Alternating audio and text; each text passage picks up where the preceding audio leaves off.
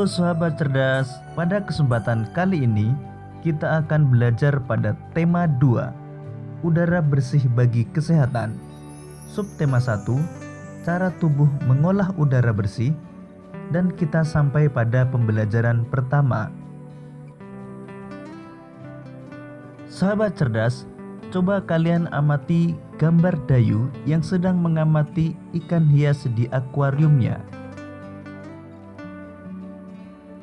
Dayu memelihara banyak ikan hias berjenis ikan maskoki. Ikan-ikan hias itu dipelihara dalam sebuah akuarium. Setiap hari, Dayu memberi makan ikan-ikannya. Dayu juga rutin membersihkan akuarium, lalu mengganti airnya dengan air bersih. Kegiatan itu ia lakukan seminggu sekali. Dayu senang melihat ikan-ikan di dalam akuarium berenang ke sana kemari. Dayu memperhatikan saat mulut ikan-ikan itu terbuka dan menutup. Seolah-olah ikan-ikan itu selalu menelan air. Dayu bertanya-tanya, apa yang dilakukan ikan-ikan itu?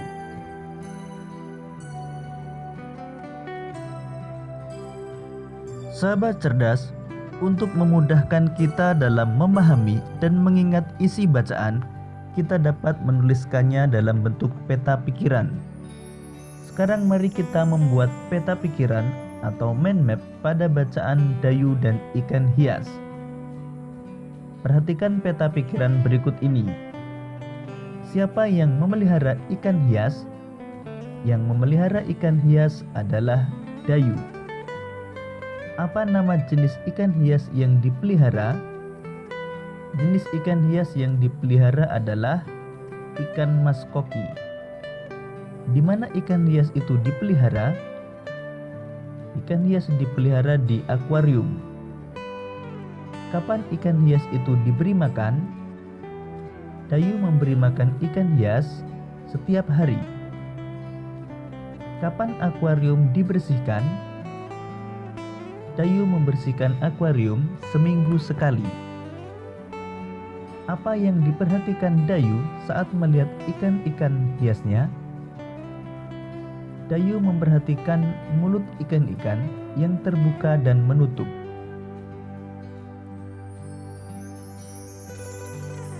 Sahabat cerdas, kita telah membuat peta pikiran dari sebuah bacaan. Selanjutnya, mari kita belajar tentang sistem pernapasan pada hewan.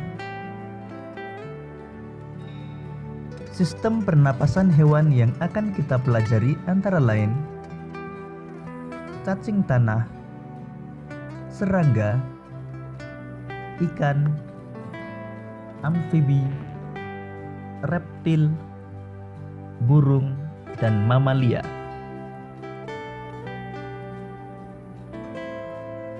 Cacing bernapas melalui permukaan kulit. Kulit cacing selalu basah dan berlendir untuk memudahkan penyerapan oksigen dari udara. Oleh karena itu, cacing menyukai tempat lembab untuk menjaga supaya kulit tubuhnya selalu basah dan berlendir. Di bawah permukaan kulit cacing yang tipis, terdapat pembuluh udara. Saat udara masuk melalui kulit, oksigen diikat oleh darah. Pada darah cacing terkandung hemoglobin sehingga mampu mengikat oksigen. Oksigen yang diikat oleh hemoglobin lalu diedarkan ke seluruh tubuh. Zat sisa pembakaran berupa karbon dioksida dan uap air dikeluarkan dari tubuh juga melalui permukaan kulit.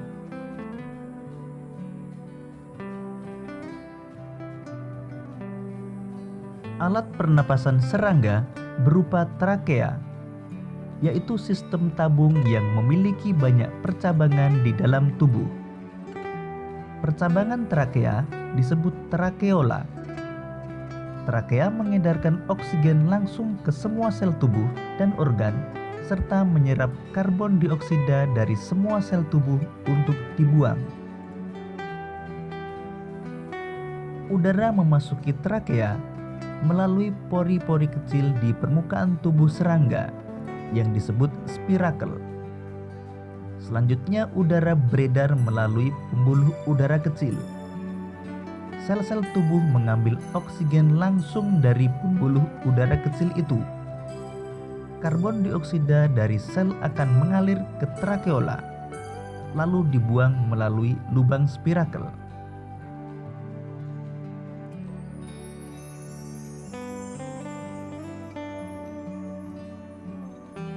Ikan bernapas dengan organ khusus mirip saringan yang disebut insang. Insang membentuk lembaran tipis berwarna merah muda dan selalu lembab. Insang terdapat tepat di belakang rongga mulut pada kedua sisi kepala ikan. Biasanya insang dilindungi oleh selaput atau rangka yang disebut tutup insang atau operculum.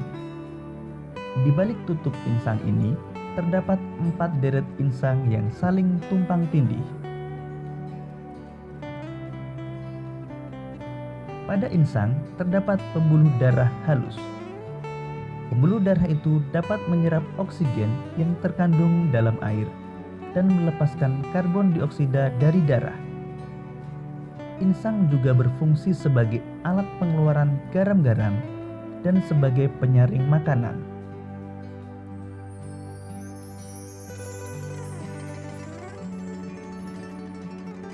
Proses pernapasan ikan terjadi dengan cara membuka dan menutupnya mulut bergantian dengan membuka dan menutupnya insang.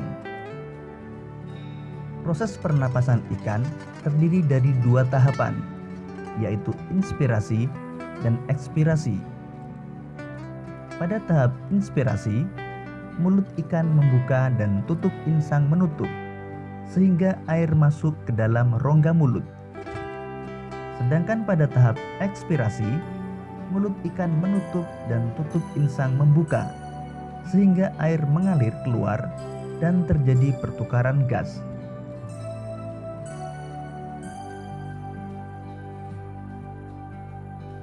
Berikut ini gambar yang menunjukkan tahap inspirasi dan ekspirasi pada ikan.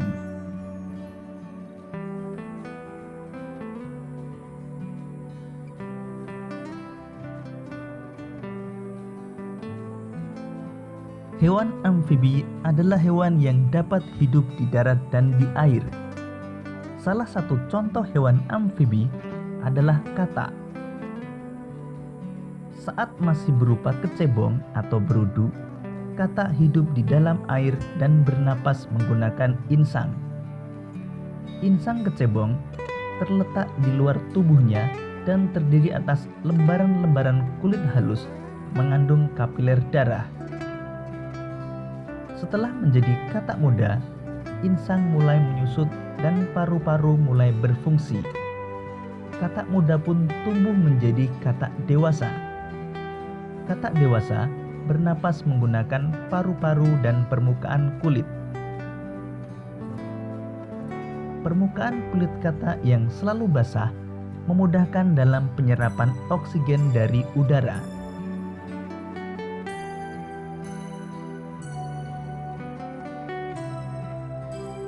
Hewan yang termasuk jenis reptil diantaranya ular, kadal, cicak, buaya, dan biawak. Reptil bernapas menggunakan paru-paru. Udara masuk melalui hidung, lalu ke batang tenggorokan, lalu ke paru-paru.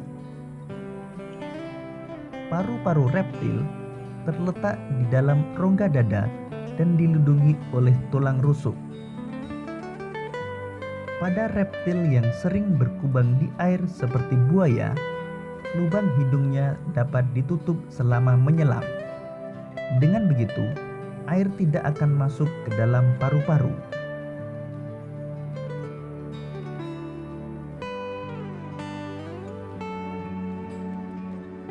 Burung bernapas dengan sepasang paru-paru dan kantong udara. Burung menghirup udara sebanyak-banyaknya saat tidak terbang. Sebaliknya, saat terbang burung tidak menghirup udara. Udara dihembuskan dari kantong udara ke paru-paru. Kantong udara burung berfungsi sebagai tempat penyimpanan udara. Saat tidak terbang, burung menghirup udara sebanyak-banyaknya. Udara yang dihirup itu kemudian disimpan dalam kantong udara. Saat terbang, burung tidak menghirup udara, melainkan mengambil dari kantong udara.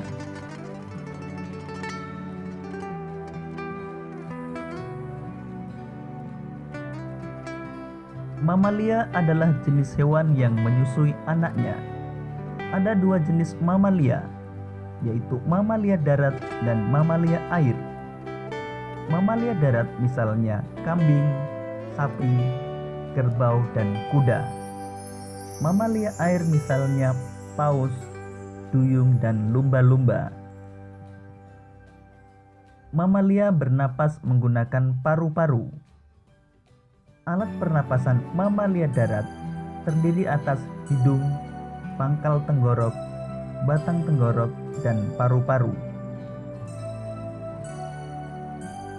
Pada mamalia air, hidungnya dilengkapi dengan katup.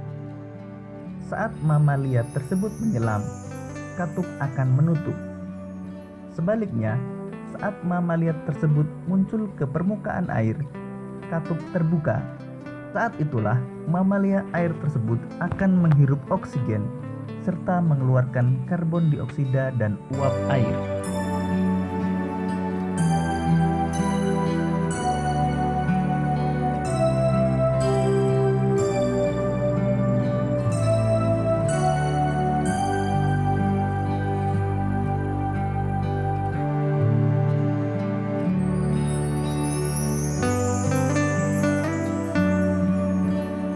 Demikian tadi sahabat cerdas pembelajaran kita pada tema 2, subtema 1, dan pembelajaran pertama. Sampai jumpa pada pembelajaran berikutnya. Tetap semangat dan selamat belajar.